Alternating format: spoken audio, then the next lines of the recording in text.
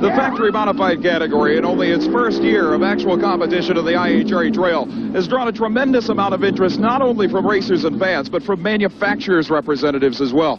Not just even hardcore parts companies. We're talking the actual Detroit manufacturers. It appears that the factory modified machines with their under 300 cubic inch V8 engines and under 250 cubic inch V6s actually are more appealing to the general masses. In other words, these cars represent what Detroit has to offer more so than the 500 cubic inch Pro Stockers in a lot of respects. Yet they still offer the same side-by-side close competition that we can see in the 7-second 185-mile-per-hour Pro Stock category. These machines may be the new breed of sportsman racing, but right now they're also the closest thing we've got to Detroit's actual offerings on the drag strip.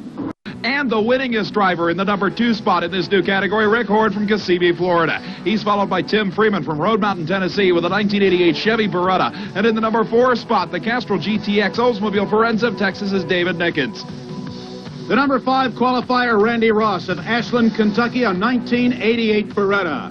Number 6 qualifier, Mark Osborne of Yeager, West Virginia, 1987 small block Olds Forenza. And number 7, the 1985 small block Trans Am, Tom Sroop, Columbia, Indiana. The number 8 qualifier, brother Ted Osborne of Yeager, West Virginia, a 1988 small block Pontiac Trans Am. The factory modified field, and there's the paycheck. $10,000 to the winner. Here's Brett Kepner. Well, the factory modified category has instituted some tremendous new cars into IHRA racing and has become extremely popular. A lot of race fans don't realize just how restricted these cars are. Probably the biggest single limitation is the 1 4-barrel carburetor that is mandatory on these cars. In fact, it's not just restricted to 1 4-barrel carburetor. It has to be a certain size. This carburetor can only take in 750 cubic feet of air per minute, and that's not very much in drag racing. This particular small block GM power plant is in Cal Munkus' 1981 Chevy Camaro. One of the most unique aspects of this engine is a fiberglass intake manifold. Now, this is kind of a secret deal as far as its advantages, and some of the engine designers say that it will keep the air-fuel charge a little bit cooler. It also allows a little bit more air to go into the engine cylinders. But it is a one-off fiberglass manifold that, if nothing else, saves a tremendous amount of weight from the sheet metal intake manifolds that are handmade at a cost of up to $2,000 for these cars. In general, however, this little V8 engine is just an under 300 cubic inch power plant. It's got a cooling radiator and a cooling fan, just like a street car, and it can't really suck in that much air and fuel, yet these guys are still managing to make these cars run under 8.5 seconds at over 160 miles per hour. And by the way, remember that they're doing it yanking a 5-speed transmission in 8 seconds down the quarter mile. Every one of the Mr. Gasket Factory Showdown drivers are past sportsman standouts, including Tom Sroop on the right side of the racetrack, who is a 1986 IHRA Modified Eliminator World Champion. Against Tim Freeman out of Road Mountain, Tennessee, they go side by side until half track. And then Sroop blasts through with an 8.75 second, 154 mile per hour win, using a 283 Chevy motor, by the way. In the far lane, the winningest driver in the history of this category, Rick Horde's incredible Florida Oldsmobile Forenza. He's up against the nearly identical machine of Mark Osborne, but Osborne red lights away a beautiful 864 pass, as Horde has transmission problems but will still take a 13-second win due to the horrendous red light. Here's Cal Munkus and Randy Ross down the quarter mile. Munkus wire to wire the winner as Ross slowing. Munkus winds through the quarter mile with a winning elapsed time of 8:57.156. We're back at the starting line for David Nickens and Tom Osborne have at it, and Nickens is just driving away from Osborne. His small block Oldsmobile thunders through the quarter mile with a winning elapsed time and a new record 8:44.159. Here's Brett Kepner in the pits with the new record holder. Well, David, you tested this car at an 8:49 at over 160. It was unofficial, but the first time anybody's run either one of those numbers. And then that 8:44 in the first round literally demoralized the rest of this camp. What are you doing?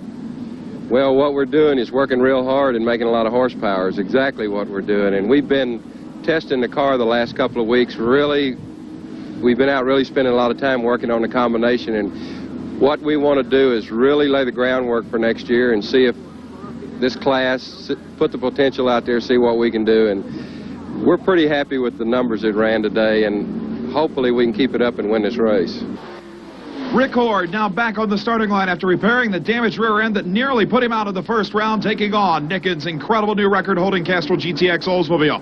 A slight difference in power plants here. Horde using a 5-speed transmission and a 287 cubic inch small block GM corporate engine. Nickens opting for a slightly larger 300 cubic inch V8 engine. Watch for the 10,000 RPM starting line launch. Off the line, it is Horde with a huge hole shot. 0.08 of a second in the bank. Nickens trying to nip him side by side, but Horde wins with an 8.56 second run to Nickens, quicker but losing 8.50. Former event winner, Cal Munkus against Tom Sroof. Motors up, they're out. We have a foul. Sroof out of the game, and Munkus goes into the final round. As the small block Chevrolet Camaro completes its winning run at 8:60, Brett talks to Rick Horde, a finalist. What's the strategy going in? To this round, strategy going in is pretty simple. We need to cut a very good light, have a good starting line reaction time, drive consistent, hope that he messes up. Horde and Munkus, the dream final, bred for factory modified. I'll tell you, these two leave the line at 12 grand every time, and it's a side-by-side launch. Horde gets the hole shot he was hoping to grab, and it's up to Munkus in the Camaro to make up the difference. He can't do it. It's Rick Horde at 8.50 for 156 for the win. Munkus, the runner-up, at 8.63. And there's a happy guy, Rick Horde's dad. Horde brought his entire family to the race this weekend, and there's his happy crew leader, Dad. $10,000 is the number. Rick Horde's name on the check. Brett talks with the winner. Well, Rick, you did it. 8.57 to 8.63, and $10,000 goes in your pocket. That's great. That's why we came. We've been working all year for this. We've accumulated points since the beginning of the season. Cal got the early jump on us. We come on strong in the middle of the season, finished second in the points accumulation.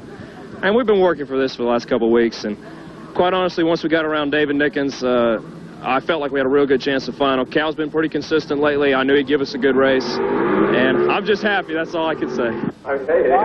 At the winner's circle, Rick Horde's twin daughters, Mom and Dad, and the champion with his chalice. Say hi, honey.